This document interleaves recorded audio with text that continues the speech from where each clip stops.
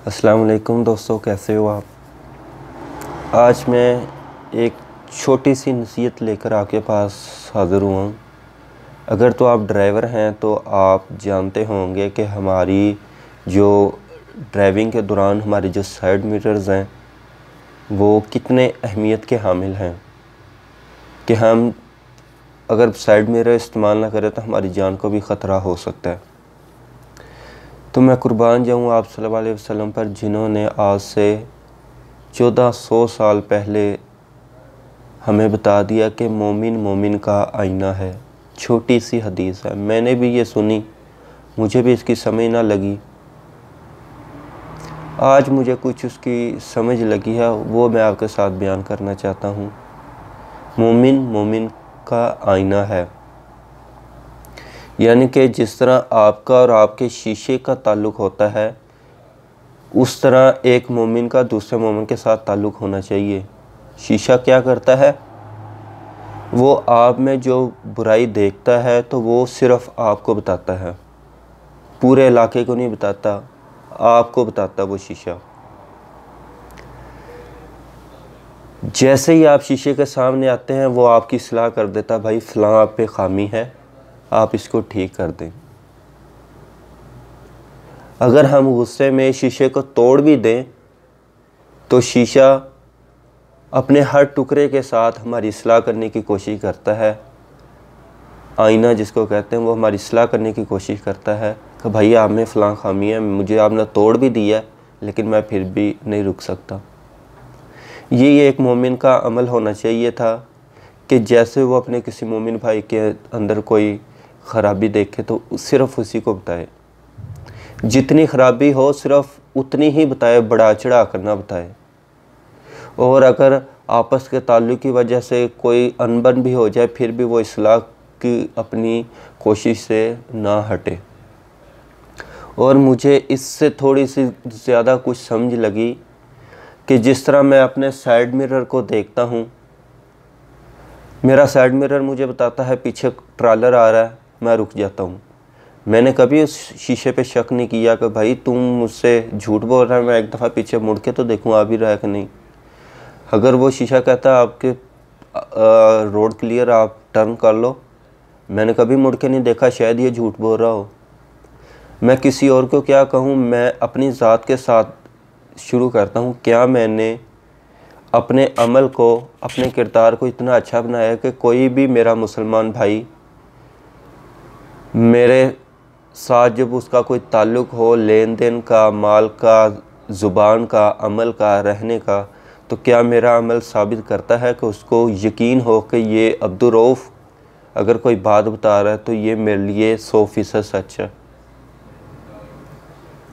अगर मेरा अमल उसको शक में डाल देता है कि अब्दुर्रऊफ़ ने कोई बात की है ऐसी, तो मैं तस्दीक कर लूँ, तो फिर मेरे लिए ये इस्लाह का मुकाम है कि मैं सबसे पहले ख़ुद को ठीक करूं कि मेरा अमल क्या उस आईने के मुताबिक है कि जिसमें कोई मोमिन मुझे देखे तो कि हाँ अब्दुर्रऊफ़ परफेक्ट बंदा है, इसने जो बता दिया वही परफेक्ट है। अपने आप सल्लल्लाहु अलैहि वसल्लम ने फरमाया है, जिसका कोई अहद नहीं उसका कोई ईमान नहीं, जिसकी ईमानत नहीं उसका ईमान नहीं, जिसकी ज़ुबान और हाथ से कोई महफूज ना हो वो मुसलमान नहीं। ये छोटे छोटे मसाइल नहीं है। अल्लाह ताला ने सूरह हुजरात में, जहाँ अपनी इबादत नमाज के लिए इतने अहम तरीन अमल के लिए अल्लाह ताला ने फरमा दिया, नबी सल्लल्लाहु अलैहि वसल्लम इनको सिखा दो कि नमाज कैसे पढ़नी है। लेकिन जब मुआशरे की इस्लाह की बात आई तो अल्लाह ताला ने सूरत हुजरात में, सूरह निसा में, सूरह नूर में सिखाया कि बुरे नाम ना रखो, एक दूसरे को बुरे नामों के साथ मत पुकारो, एक दूसरे का मजाक ना उड़ाओ। ये छोटी छोटी बातें अल्लाह ताला कायनात का जो रब है, खालक मालक है, वो हमें बता रहा है कि मुआशरती इस्लाह इतनी ज़रूरी है कि मैं तुम्हें बताता हूँ कि किसी के झूठे नाम नहीं रखने, किसी पे बहतान नहीं लगाना, किसी के साथ गलत बयानी नहीं करनी, जो तराजू है वो बराबर रखना है, हेरा फेरी नहीं करनी। ये अल्लाह ताला कायनात का रब ये इस कदर अहम मसाइल हैं तो हमें बता रहा है। नमाज, ज़कात, इतने अहम मसाइल, उसके लिए नबी सल्लल्लाहु अलैहि वसल्लम को फरमा दिया, नबी सल्लल्लाहु अलैहि वसल्लम आप इनको सिखा दें। लेकिन जब मुआशरती मामलात आए, मुआशरे की इस्लाह की बात आई, तो अल्लाह ताला डायरेक्ट आप सल्लल्लाहु अलैहि वसल्लम के ज़रिए हमें हुक्म फरमा रहा है कि मुसलमानों सीधे हो जाओ, मैं हकूकुल्लाह तो मुआफ़ कर दूँगा, लेकिन अगर तुमने हकूकुल इबाद भी किसी के मारे हुए, तो एक मुजाहिद ने अगर किसी का कर्ज़ भी देना हुआ तो मैं उसको मुआफ़ नहीं करूँगा, वो उस बंदे से मुआफ़ करवाएगा। तो ग़ीबत इतना बड़ा जुर्म, इतना बड़ा जुर्म, ज़िना से बड़ा जुर्म है ग़ीबत। ज़िना अल्लाह माफ़ करे, अल्लाह बचाए, लेकिन हो जाए तो वो अल्लाह से माफ़ी मांगे तो अल्लाह ताला बख्श देता है। लेकिन अगर किसी ने ग़ीबत की तो वो अल्लाह ताला नहीं माफ़ फरमाएंगे जब तक वो बंदा खुद ना माफ़ करे। हमसे हो जाते हैं मामलात तो अल्लाह से दुआ करें कि अल्लाह ताला उस बंदे के दिल में डाल दे कि वो बख्श दे। वो दुआ कर दे कि अल्लाह मैंने सबको गुनाह को बख्श दिया, और मैं दुआ करूं कि मैंने अपने साथ जिसने भी गलत किया मैं उसको बख्श दूँ। तब अल्लाह ताला जो है ना हुकूकुल इबाद मुआफ़ फरमाएंगे, जब वो बंदा एग्री करेगा।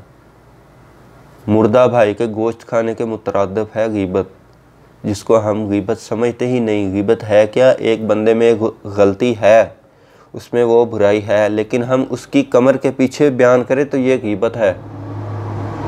यही ग़ीबत है कि उसमें बुराई वो मौजूद है, लेकिन हम उसकी कमर के पीछे किसी और से बयान करें, अगर उसको पता चले तो वो उसको बुरा महसूस करे, और अगर उसमें वो बुराई ना हुई तो वो आप उस पर बुहतान लगाएंगे।